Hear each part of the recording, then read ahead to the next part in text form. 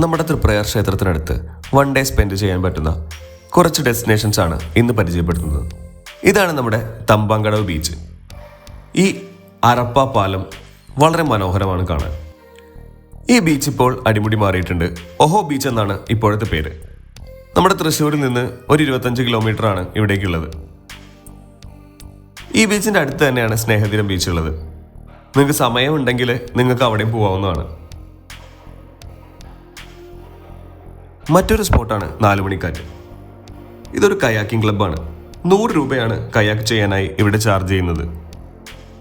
Kayaking അല്ലാതെ pedal ബോട്ടും വഞ്ചിയും ഒക്കെ ഇവിടെയുണ്ട്. പ്രവേശനത്തിന് 10 രൂപയാണ് ഇവർ ചാർജ് ചെയ്യുന്നത്. അമ്മയ്ക്ക് വെള്ളം ഭയങ്കര പേടിയാണ്. അപ്പോൾ എന്തായാലും ഇത്തവണ അമ്മേനെ പെഡൽ ബോട്ടിൽ കയറ്റുന്നതായിരുന്നു ഞങ്ങൾക്ക് നിർബന്ധം. അങ്ങനെ അമ്മയുടെ ആ പേടി അങ്ങ് മാറ്റി. അടുത്ത ഡെസ്റ്റിനേഷൻസുമായി വീണ്ടും കാണാം. യാത്രകൾ തുടരും.